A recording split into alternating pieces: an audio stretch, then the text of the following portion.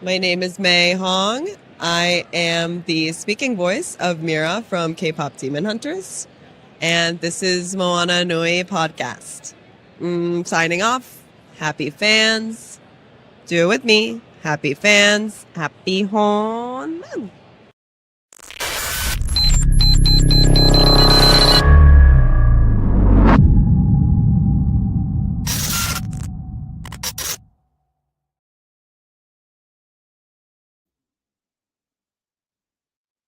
You're muted. You're muted. Good evening, everyone, and welcome to another edition of Moana Nui presents THIStory, Hidden History. And since this is the last day of Women's History Month, we decided that we wanted to jump on the trend that is going around the internet, women in men-dominated fields. Now, because I am me, and because this felt a little cathartic just to even do the research, the male-dominated field that we decided to talk about is serial killers. Because why not? Women, y'all ain't out here murdering like y'all used to. And I want to remind you of your previous greatness. Now, because we are talking about female serial killers, James has decided he don't want no part to this. So you will hear his voice, but you probably won't see him on screen. He is the ominous black hole next to me. If he in his mind, he's doing his version of Mariah Carey's I don't know her. Not with her. So to some extent. So the reason I wanted to do this is, one, we need to bring back the old ways. Two, there's going to be a through line that you will hear as I talk about these many different women. And three, I thought it was funny, but even as I was looking up and researching female serial killers, it still tended to lean heavily European. Always. Leave that there. Apparently white privilege works in murder too. But also when you talk about the Eurocentric bent to the internet, I just Googled female serial killers through history, and I got all white women. So I had to say black female serial killers, and the Google AI was like, so I don't know if we got any information on that, because we don't really seem to be talking about that. I maybe could get you one. I had one in a possible, right? For black female serial killers, but I did get one. And we're going to end with her instead of starting with her. And so, Miles, since you are in charge of the pictures, pull up whichever picture you have first, and we'll talk about her, as long as it's not Clementine. As long as it's not Clementine. Okay. Mm-hmm. Okay. Yeah, that's gotcha. Yeah. So we'll start from after Clementine. Who's next? Yeah, let me make sure I have that set up properly so I don't show her. And there we go. Okay. Yes. Wonderful. So the group of ladies that you see on screen right here, these are called the Angel Makers of Nagyarev. Okay. Angel Makers of Nagyarev. They are Hungarian. And this was a group of 26 women and 2 men. Got to have that little bit in here. 26 women and 2 men from the different villages around Hungary at the time. They were doing their murder spree between 1911 and 1929. They were suspected of poisoning about 45 to 50 people, but it could be as much as 300. We don't know, because you got to think about it. In the early 1900s, you could die from a bad cheeseburger. So some of it is like, there were 6 death sentences doled out to these 26 people. 8 of them sentenced to life. Only 3 women were executed. The rest of them got either prison sentences or, walk free. It just depends. So what happened? Well, the city is called Nagyarev, hence the collective name of, the Angel Makers of Nagyarev. So think about this. Their crime was, there was the first one is, we'll call her Susanna Fazekas. She was a middle-aged midwife, and she got to Nagyarev in like 1911. Her husband was already missing. with no explanation. Hmm. We don't know what happened to him, right? And so you can take the picture down now. We can just keep talking about them, right? Okay. So you can see my face. So she was, her husband was missing. She got there. In that time, the future husband of a teenage bride was selected by her family, and she was forced. There was arranged marriages. Divorce was not allowed, even if the husband was beating you, if he was cheating on you, it didn't matter. You stuck, right? World War I, a lot of able-bodied men were sent to fight for Austria-Hungary, and Nagirev was a holding pen for Allied prisoners of war. So the women that were living there often had one or more foreign lovers while their husbands were away. Remember, I told you it's going to be a through line on some of this. When the men returned, despite their wives' affairs, they decided to go back to their previous way of life, creating a volatile situation. Now, while all this is going on, Miss Susanna Fazekas began secretly persuading the women in the area who wished to escape their husbands to poison their husbands using fly paper and boiling it. If you boil fly paper and you skim off the residue off the top of the water, that is arsenic. I'm just stating science. I'm not giving you, I don't even know where to get fly paper. So, another thing about this woman, she was imprisoned 10 times for performing illegal abortions before she was acquitted by the judges. This is before she got to before 1911. Oh my gosh. Yeah. So she about that life. Now she had an affair. Her husband's already missing. So she's convincing all the other women to do what she did. Let your husband go missing. Feed him some arsenic, right? First poisoning, 1911. Wasn't even her that did it. She just mentioned to somebody else did it. Other husbands, children, family members, all of them just mysteriously over and over again. The poisons became a fad. No. Not murder trending in the neighborhood. It earned Nagirev the nickname Murder District. You know how we got Murder Kroger here in Atlanta? Yeah. But a whole neighborhood. And it's not guns, it's arsenic. Right? But she was the closest thing that the village had to a doctor. So people was poisoning somebody and then bringing her, and she's like, I can't help them. Tell you. So we're not sure exactly how she got caught, but the general story is that somebody pointed a finger at another woman who pointed a finger at another woman who turned her in. No solidarity. This is why we can't be in community with them right now. No solidarity. Y'all supposed to hold it down, ride or die, but they didn't. So of course they only did half of that. They only did half of it. So this ultimately led to dozens of exhumed corpses, because when your husband go missing, he can't just be dead in the living room. So they buried him, and they said, I don't know what happened to him. Maybe he went off to war. I don't know. Total count 28 suspects, 162 murders. What? That's a lot. 12 trials held between 1929 and 1931. It could be as much as 300 people. We don't know. But 3 women were executed. 6 more were in prison for life, and then another 8 more in prison for life, and then another 3 were sentenced to death, but it was never carried out. So, diabolical. Right? Talk about the party was killer. Right? How you got a whole neighborhood? It's just like, if you go in there, you're a man, you're dying.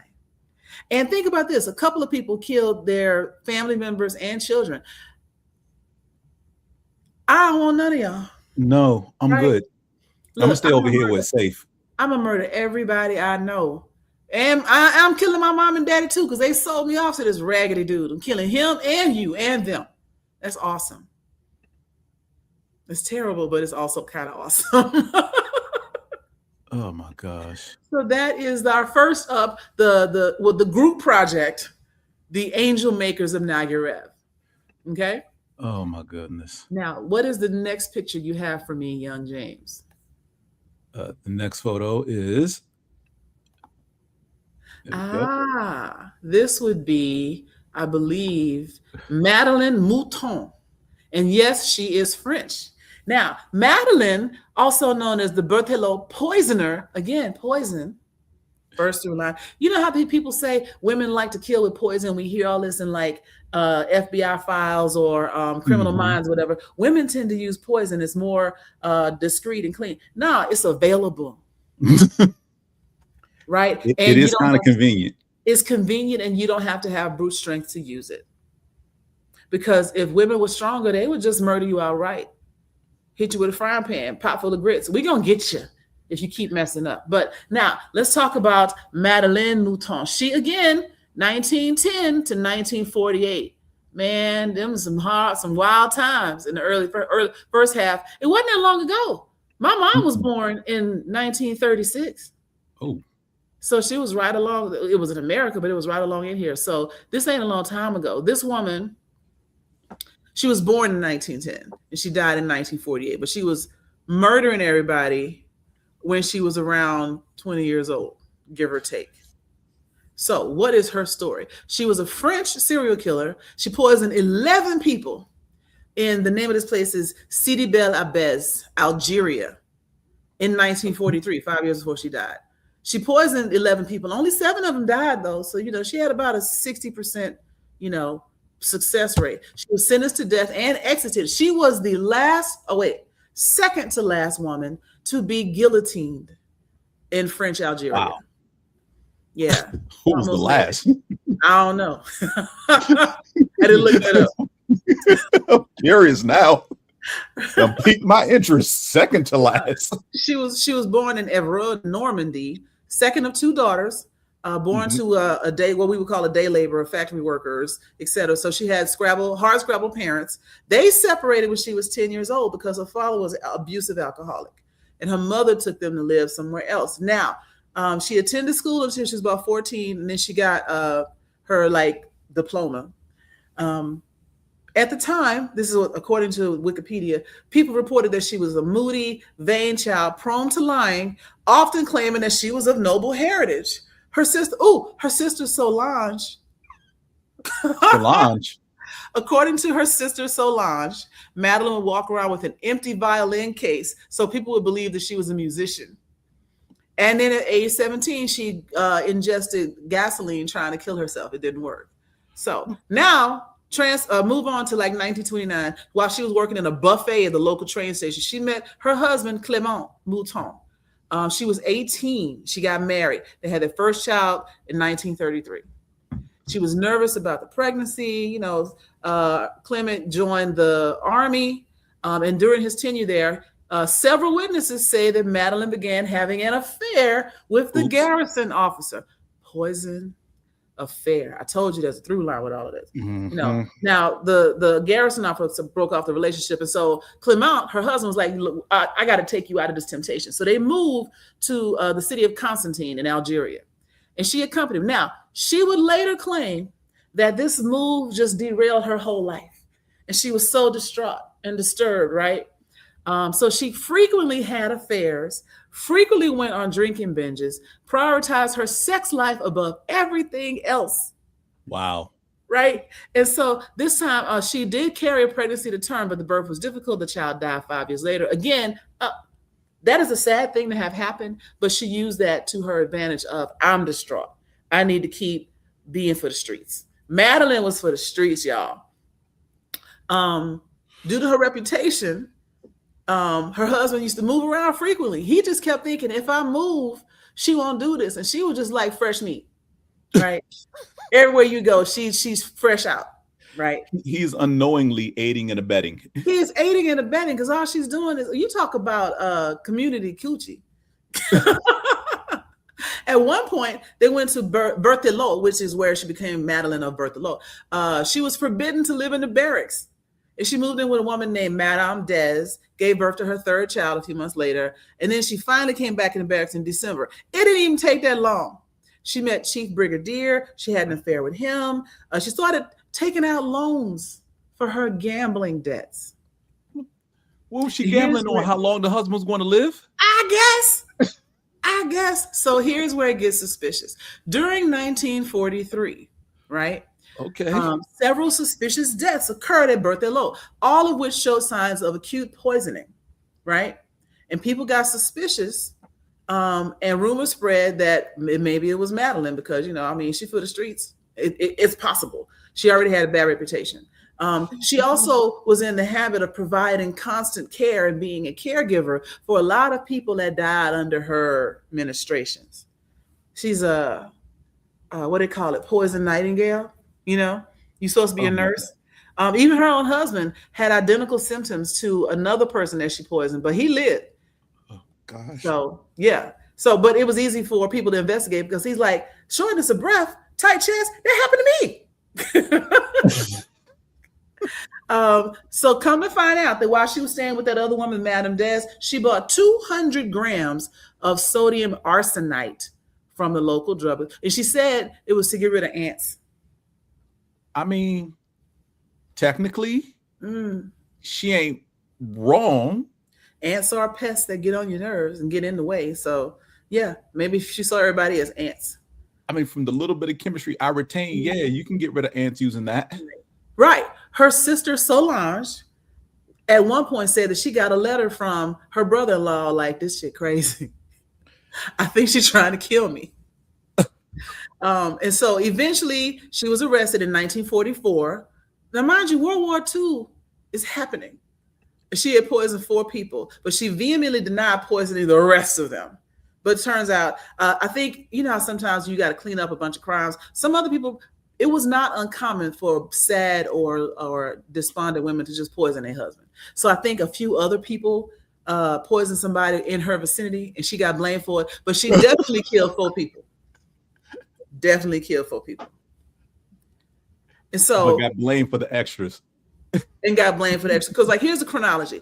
The first poisoning occurred in 1943. Madame LaRue, another woman, fell ill. 10 days later, her husband fell ill. Right? At the time, Madeleine Mouton was suspected. She wasn't a suspect. And they even allowed her to take care of Mr. and Mrs. LaRue and try to help them, you know, get better. A fundraiser was organized. Man, they was doing GoFundMe back in the early 1900s. They did a fundraiser. They got 2,400 francs, which is probably, let's call it $20,000 now, right?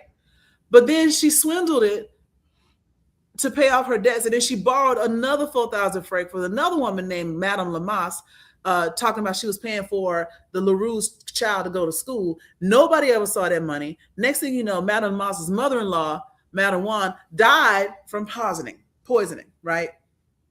And then another old man died from poisoning. And then another old man died from poisoning, leaving her stuff, right? What? That's what she was saying. She was like, oh, I was so kind to him. He left me in his will. Girl, no. She done murdered everybody. And haberdasheries and hemoglobins. Right? Haberdasheries and hemoglobins. She tried to give my life has been ruined. And Antoine Perrault, who was a psychiatrist at the time, was like, nah, she knew what the fuck she was doing. She was a sound mind and body. And she also was she drank several liters of wine and other liquors every day.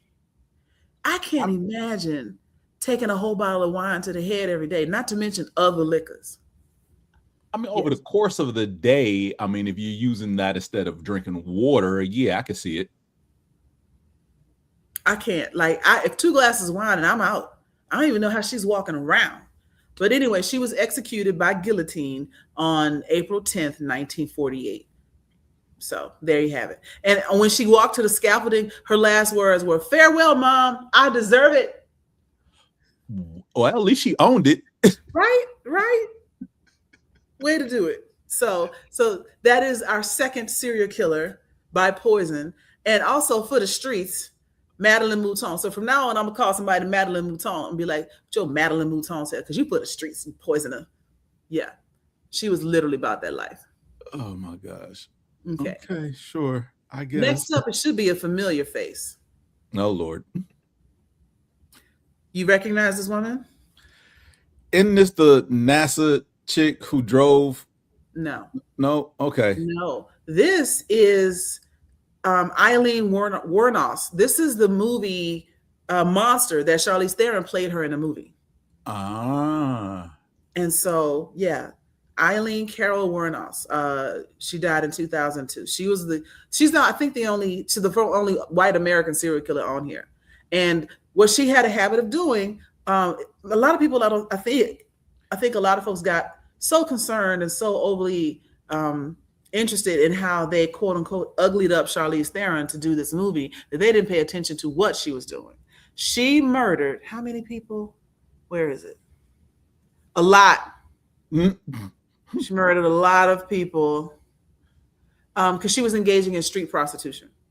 So what she would do is in Florida. So if there's a Florida man, this was definitely Florida woman. So between 1989 and 1990, 1 year, right? 1 year, she would solicit people. They would agree to meet, go with her behind a truck stop or whatever, somewhere off in the woods. And then she would shoot, kill, and rob them. 7. Oh, yeah. 7 of the people that she robbed, she also killed. There may have been a couple more. She had the blicky on her. Okay. She had the blicky on her. Now, the first time that she murdered somebody, she claimed that he either raped or attempted to rape her. And that became her go-to. She would just solicit them to go out and get it in the woods. And then when they were either in it or done, she would say, "You're raping me, stop, blah, blah, blah," and shoot them and claim in her mind that this was self-defense. And as long as somebody heard her screaming out before the gunshot, I get whether they saw or not. Right. It was until you add it all up. Like, girl, wasn't you at the same truck stop last week? Did the same thing. And so it became again, 7 people in a year. The pattern started to emerge. People didn't want to believe it because you didn't really have female serial killers. So they were like, what's going on here? What dude is out here robbing and killing truck stoppers? And it was her, right? She was sentenced to death and executed in 2002. Oh. So, little background about her. She never met her father. Leo Pittman, I believe, was her father. She never met him, but he was sentenced to life in prison for kidnapping and raping a 7-year-old girl. So he was a pedophile, etc. And I believe that her father was diagnosed with schizophrenia. He hung himself in prison, and there is this wonder about whether the trauma of her young life led to her being that way. At one point, she even said that her grandfather had assaulted her and beat her when she was a child. Before he beat her, he would make her strip naked. And this is according. So by age 11, she began engaging in sexual activity for school for cigarettes. So she was in the trade for a long time. And you sometimes will see that with abused children, is that in order for your brain to save you, it makes it okay. This is just the way of life. This is just how things are done. And so it makes no difference to her to murder somebody when she gets older, because it's just how you do, right? Yeah. So Eileen Warren, good old country whoopings. Yes. So she's probably the most famous person on this, at least the only one I know on this list. At least the only one I know that a movie was made from her. Right. Right. Next because of the recency. Yeah, because it was pretty recent. This was current history, not ancient history. Right. And next up, I think we have Anna Marie Hahn. Yes. Anna Marie Hahn. She was German-born serial killer. She murdered 5 old men from Cincinnati by poison between 1933 and 1937. So this is what I'm talking about. Women, where has this gone? Y'all just don't be out here with the arsenic like y'all used to. Man, I mean, I can wager a guess, and it might be coming back soon. It's called divorce. True. Because they couldn't then. You can so now. This is a cautionary tale to all these Congress people out here talking about take away women's rights. We don't have the right to vote. The SAVE Act is going to disenfranchise, if it's passed, disenfranchise a lot of women who have changed or taken their husband's last name. Now, the funny thing is, it tends to be traditional women that do that. They're going to disenfranchise half their base because most of the liberal women are hyphenated, right? Or didn't take their husband's last name. So good luck with that, host. But she was actually sentenced to death and convicted and executed by electric chair. Oh, because America likes stuff to be just horrific. You can't just shoot her in the heart or go ahead and put her head off. You're gonna watch her fry. So yeah, she was electrocuted in 1938. So she was the youngest of 12 children. Though 5 of her siblings had died by the time she was born. I mean, again, this is the early 1900s. That happened all the time. Right. Her father used to make furniture, and her family was considered to be well off. This is not, you can tell by the hair, and the little cross around her neck. This ain't no broke chick. Like she had a little money to her, etc. The Mendez brothers had money too. The Mendez brothers had money too. So again, all of this idea, segue something completely different. But this idea that money brings you respectability has always been a lie. I mean, think about Nero, Caligula. They are emperors, and they're still whacked out of their mind, right? Yeah. Right. And then, where was I going with this? I had something I was going to segue into. What were we talking about? Respectability. Money and respectability. I can't remember what I was going to say, but it was going to be great. Yeah. Anyway, so we'll come on back. If I remember it later, I'll talk about it. But so she got married when she was 18. She had her first child, Oscar, when she was 19. And she told her family that the father was Dr. Max Machecki, who was a cancer researcher from Vienna. However, there's no record of Dr. Machecki ever knowing her or being Oscar's real father. So now she's a scandal, right? Oh. And so they sent her to live in the United States in 1929. Take your scandalous self on. And her son stayed with the family in Bavaria. So now she is living with her relatives, Max and Anna, in Cincinnati, Ohio. Because, there's a huge German town in Cincinnati, Ohio. So she was one of those German immigrants. She married Philip Hahn in 1930 and then went to Germany to get Oscar. She came back and they started their family. Now, here's where the murders began. Allegedly, Anna Marie Hahn started poisoning and robbing old men in the German community in Cincinnati to support her gambling habit. These are the men. 73-year-old Ernest Koch. I wondered if he was one of the relatives of the Koch brothers. I don't know. But she robbed him. He died on May 6, 1933. That was her first victim. She had befriended him, and then he left her a house in his will. What? Yeah. She wanted the house. She wanted a house. Next up, we got Albert Parker, 72. Also died soon after she moved in and began caring for him. Prior to his death, she had signed an IOU for $100 that she borrowed from him. But then after mind you, $1,000 in 1930s money is like 30 grand right now. Yeah. So she borrowed all this money from him. And then after he died, that document just disappeared. We don't know what happened to it. Well, we can't call it a death that we don't know. Next victim, Jacob Wagner. Died. He was 78. He died in June of 1937, leaving $17,000 to his beloved niece. Girl, that ain't none of your family.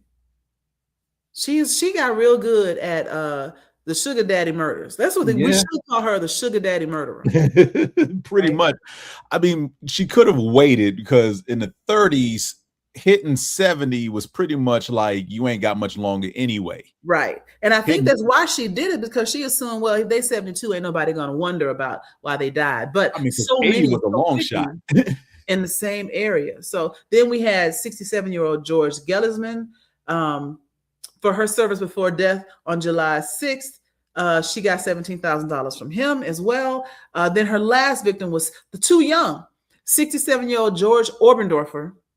After he traveled to Colorado Springs with her and her son, he died in agony just after Miss Hahn bent over his deathbed, inquiring his name, professing she didn't know him. I don't know him. How you her own son, someone across 5 states and then claim to not know him when he's dying? I don't know him. But her own son testified at her trial that his mother and Oberndorfer had traveled to Colorado by train and that Oberndorfer got sick on the way. Oops. His own son turned you in because he knew you ain't shit. Mm. Right. Autopsy revealed high levels. What do you think was in his blood? Arsenic or strychnine? Arsenic. Mm-hmm. Which made the police suspicious. And then they went back and dug up 2 of her older clients and found out that arsenic was in their systems as well. She was arrested. She was executed in Columbus, Ohio. So they brought her back from Colorado. Yes, because what we're not gonna do is let you just be out here. We're gonna kill you where most of your murders were committed. But yeah, that's your girl, Anna Marie Hahn. And now this brings me to our last person. And I had to go looking for this person. If you even look at the picture of her, it's hard to see. This is Clementine Barnabette. And I immediately thought about the song, "Oh, My Darling Clementine, You Are Lost and Gone Forever." I don't think the song is about her. No. But she arguably was the first of the list of people that I mentioned, because she was born in 1894. Mm-hmm. She's a suspected serial killer because she confessed to some stuff, but then she's like, I ain't do the rest. So she initially confessed to 2 mass murders in February and November of 1911. So again, she ain't new to this. Like, she was before a lot of the other people that I just mentioned. And then while she was in custody, she just started claiming a lot of involving a lot of other killings from Arcadiana in Louisiana to southeastern Texas. So I-10, she was killing people all along what we now know as I-10, right? A total of 35 all in all. And she took responsibility for 19 of them, even though she was said to have been involved in like 35 of them. And there were several more unsolved cases. Now, from what I know about us, Black women, I believe this is closer to the angel makers of Nagirev, where she may have told other people, here's how you do it. And they did it. And then to protect them, she just started claiming everything. And once she went down for a couple murders, she's like, you might as well put the rest of these on me so that my crew can be good. Now that's heart, right? Even in murder, we have community, right? We're going to take care of each other. That's what we call it, community. Yes, community murders. Yes, and I'm here for it. And what's funny is she was charged with 19 counts of murder, but they could only really get her on just one. And then she was released from custody in 1923. Subsequent activities and whereabouts unknown. She's the only one of the people I have on this list that got away. Black girl magic. That's not how it works. I feel like it is. You know that's not how that works. Are you sure? I'm gonna go with yes, but I'm gonna let you have this right now. Okay. So now there's been some questions because they can't let us have nothing. They won't let us be great even in murder. So doubt has been cast on whether Barnabette's confession was real or not. A lot of historians have said the coverage on the murders was like sensationalist because she was a Black woman. They tried to play it up, racial stereotypes, sex and voodoo and blah, blah, blah, to result in a moral panic and to make them afraid of all Black women, which is also a possibility. Professor Vance McLaughlin, he wrote, between 1911 and 1912, there was a bunch of towns along what they call the Southern Pacific Railroad line, which, like I said, is I-10, going from Louisiana to Texas. A minimum of 12 Black families were murdered in their homes, and all the murders occurred at night with an axe used to fracture the skulls. Only one person was ever punished for any of these homicides. Now, it is true that women tend to favor poison, right? But she was out here with a whole axe. You know what? Because I'm not wasting time. I don't want to watch you die over time. You got to get it tonight, which does sound like us. We don't beat around the bush, right? I don't need magic if I got an axe. Patience she did not have. Right. And speaking of, we like any one of our relatives down in Jamaica got a machete on them right now, or a cutlass, if you will. So do I believe this? I don't not believe it. Out here getting her Jason Voorhees on. And so she murdered a couple of families in their home, and she admitted to that one. She murdered another family in Lafayette Parish that she was accused of because a mistress implicated her in the crime, a mistress of the guy that she apparently murdered.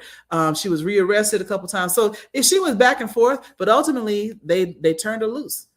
The first trial, she was acting erratic. She was rocking back and forth. She was being, she was acting crazy, which that's what you do, so she said she acted under the orders of the Church of Sacrifice, which is apparently offshoot of Christ Sanctified Holy Church in Lake Charles, Louisiana. So once the cult thing comes into it, then you can plead temporary insanity, so on and so forth.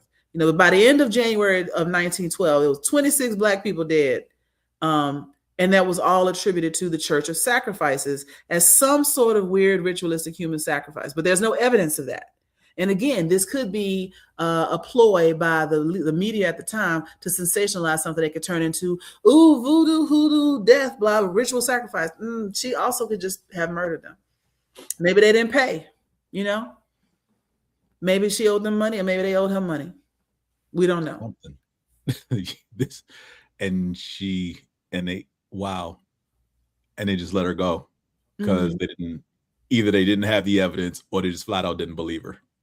They just didn't believe her. And when she came in for a second trial, she confessed to involvement in those 35 murders. Some of her story didn't add up, but she was like, "Yeah, I moved the body." And they're like, "That body wasn't moved. So now what?" But that's where I say, this is where I say I think the community comes in.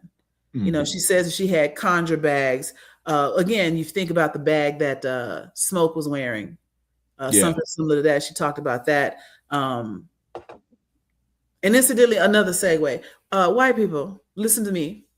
When you find something in a bag or buried in the ground and you open it and there's like a little doll in there, put that back. Don't touch that. I don't know what it is, but I know what it ain't, and what it ain't is good for you. Leave it alone. If somebody, I just saw this online earlier. This guy found a rusted like metal purse, and he was restoring it. So he's, scrubbing all the patina off the copper or whatever. And the clasp on it had been locked with like a chain. And he had to like work to get the chain loose and to like fight the rust and everything. And inside the bag, inside the little purse was a puppet doll, with the little arms and legs stick and then like needles and stuff all through it. And he just took that and moved that into a drawer. Wow. Bro, your whole house is cursed now. And I hope you know that. Put it back. Nobody asked you to do this. That's like, ooh, I found this burlap bag with this book inside that's made of human skin. Yeah, exactly. What are you doing? Written in blood in Latin. Right. You mustn't read from the book. Right? Oh, Necronomicon up in this mug. But anyway, so there was a lot of people talking about the Church of Sacrifice, that there was a hoodoo doctor in New Iberia, which is in Louisiana, that she had all these conjure bags. Now, some of it, to heal back pain, rheumatism, coughs, and whatever. Now, we know in our time right now that voodoo, or if you want to call it hoodoo practices or whatever, really are about warding off evil spirits and healing the body. And I saw this really good YouTube video by a voodoo practitioner, and he was talking about, you got to remember when we were first released, matter of fact, up until the mid 1940s, the literacy rate in Black America was extremely low. And it used to be illegal for us to learn to read. So if you went to a hoodoo doctor or whatever, or a spiritual healer, and you told them your head hurt, they would give you a little lavender oil, blah, blah, blah, something for, herbs for the pain. And they would put something, a little doll or something together that looked like you, and then put a pin in your head, not to hurt you, but to remember what they were working on, because they can't read. So this was a medical record. But you have some ignorant people come through and don't know what they're looking at and go, "Oh, this is evil." No, but when you got people speaking different languages, broken English at best, and needing to keep a precise record, I'm going to make a little doll. Next time you come in here, wear them same clothes so I know this is you. And then you come back in. Does your head still hurt? No. Okay, take the pen out. Go about your way. The head still hurt? Yes. Okay, leave the pen in. We're still working on that. You are in progress, right? I thought that was fascinating because we always think about the little voodoo dolls that get stabbed or whatever. Now, poppets is some white girl witchery, and that's a different thing.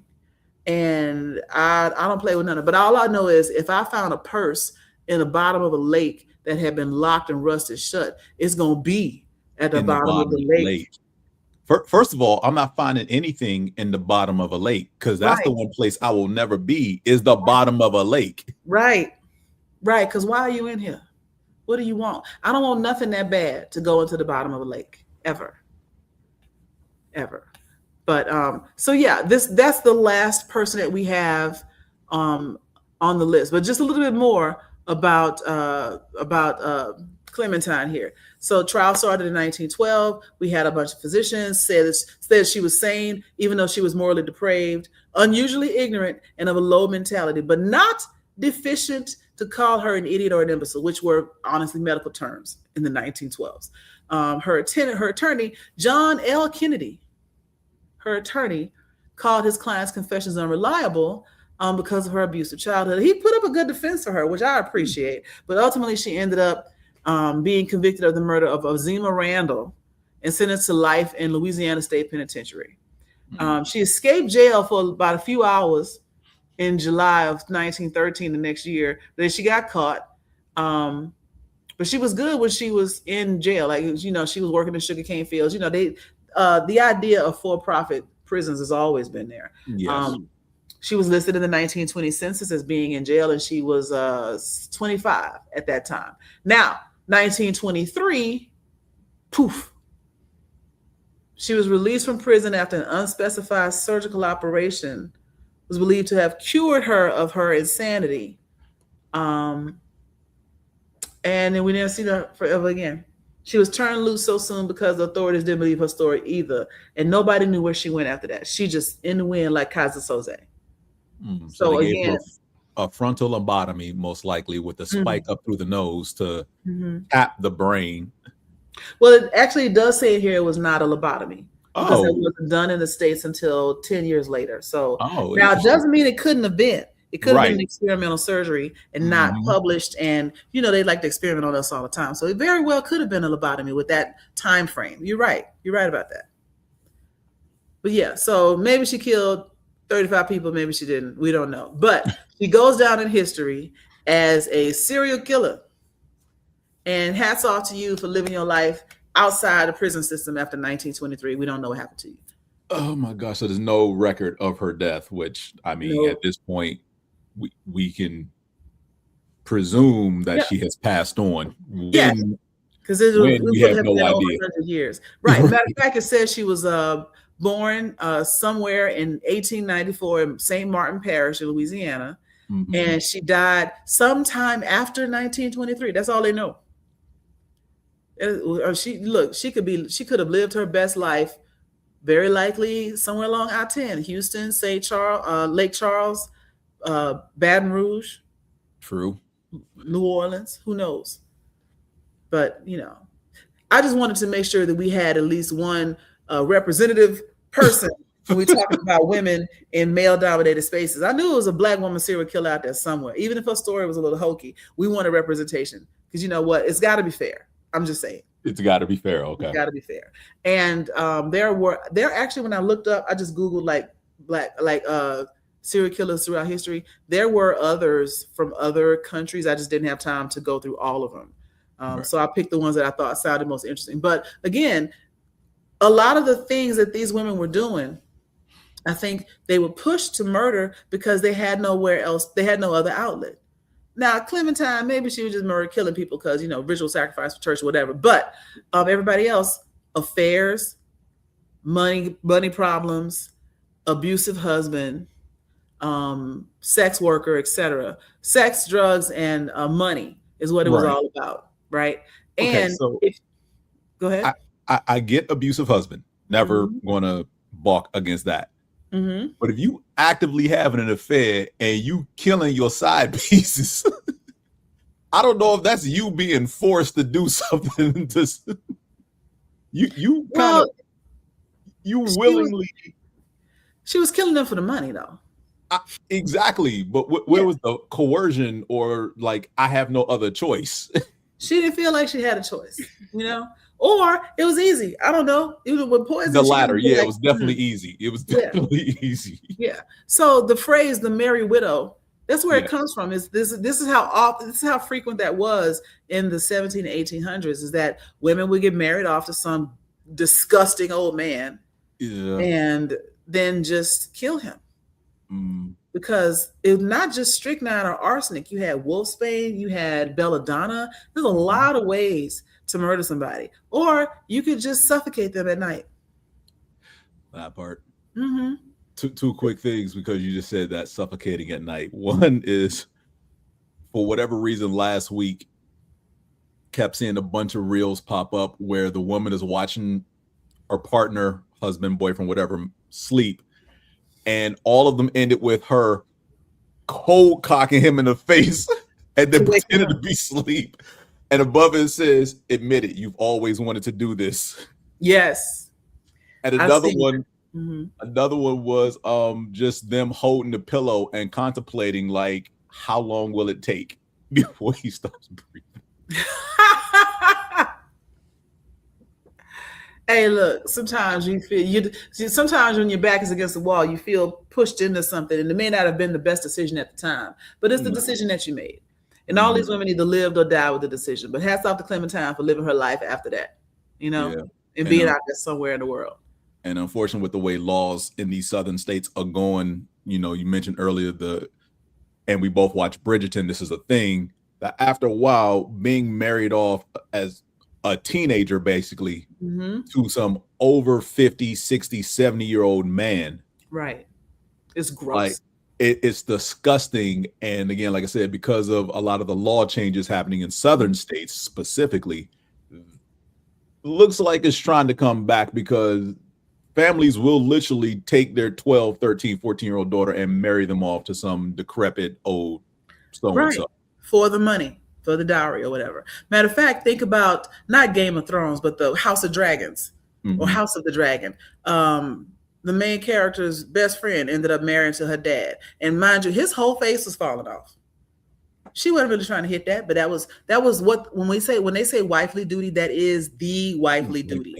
To have sex with your husband. That's why it was so hard to get rape of a spouse ratified as a crime in every state. I think the last state to ratify was either North or South Carolina in 1991. I was graduating from high school when that happened, before it became a crime everywhere, because that's what you're supposed to do, And so, if you trapped in a marriage that you hate with some dude whose face is falling off and he smells like mothballs and farts, and you got to just lay there and take it, you know what? You're going to be poisoned. I would poison you too. Your food will start tasting funny for the next several months. Look, if I'm a good enough cook, you won't even taste it. You won't even taste it. That is fair. Be like, baby, I love your carrot soup. Do you? Have some more. I made it for you because I love you. And there he goes. All right, party time. So, yeah. So I just like the fact that women can excel in male-dominated fields, even if it's murder. Don't ever think we can't. Anything a man can do, a woman can do, and she could do it in a corset with heels on. Not a corset and heels. Yes, all the things. So that is everything I had for the evening. I just thought this would be really interesting to talk about. When we talk about women's empowerment, again, remember, for all the people out here trying to take away women's rights, we will murder you. If you put us back in that position where we don't have any rights other than freedom through death, it's not going to be mine. It's going to be yours. Talking about, the marriage rates have gone up. Yeah, so have the widow rates. Yeah, marriage rates have gone up, but the divorce rate, allow us to be divorced, right? Because that's saving your life, not mine. It ain't hard to do. And my thing is, divorce is better than the alternative. Yes. Look, you can divorce me, or I can murder you sometime between now and later. And then I can even say that, but you won't be able to tell anybody because you'll be dead. You don't believe me, Oh, Joy played too much. Yeah, I played too much. Eat that cookie. Yeah, there you go. Ha. Now you did. But I think it's a great example of how people think that women are helpless and lack in ingenuity and resources. And no, y'all just not paying attention. There was a list of over 100 women serial killers. Now, mind you, there's probably thousands of male serial killers, but that's just because, they get caught a lot more. And they tend to, dismember and eat their victims and do all kind of weird stuff. We're just killing husbands. That's all we do. That. Yeah. So be careful what you wish for. You want to be somebody, you want to have some woman be docile in your house and do a cooking and cleaning and have sex with you. And hire a maid. Hire a maid. And then hire a prostitute. That way you have all your needs met. But if you're trying to get all that out of one woman who don't even really like you anyway because her dad sold her off to you, check that lemonade. Just check the lemonade, bro. I'm just saying. Next time I put some Sugar Avery in. See how you like that. Exactly. Please believe she's poisoning everything you do.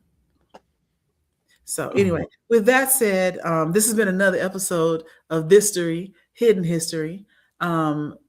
If you think it's fun, like there's some YouTube clips about female serial killers throughout history. There are many more women murderers than serial killers. Because like, you know, you have to hit a certain number to be considered a serial killer. But like women just murdering their husband. Like I told you about the phrase married widow, where, you know, look, I married him, my family made me, and then he just miraculously died. Once the husband dies, widowhood is respectable. Yes. You can be a widow. Look at what was the Queen's right hand chick? Lady Davenport. Danbury. Lady Danbury, thank you, not Davenport. Lady Danbury was a widow. She had to get married again. Lady Danbury was living her best life. Single with her little hat cocked, ace deuce, and her cane out smoking a cigar. Lady Danbury was that chick. And that was the life that you wanted if you could get it. But you had to go through some stuff to get there, you know? So, yeah. So thank you all for tuning in tonight. Today's show is going to be just a little short. We just made it to, we're probably just right at an hour. And I want to thank everybody for watching. I hope you found this entertaining. I'd encourage you to go look up some of the other stories around like female murderers, because it's just interesting what they do and how they either get away with it or don't. You know, we didn't even talk about Elizabeth of Bath, who was always associated with vampirism because she murdered children. Like she was, I didn't even want to talk about her. Nah, that's too morbid. Yeah, Bathory, I think. But yeah, we're not talking about her. And we will see you again next month for another episode of THIStory Hidden History. Thank you, everybody. Good night. Good night.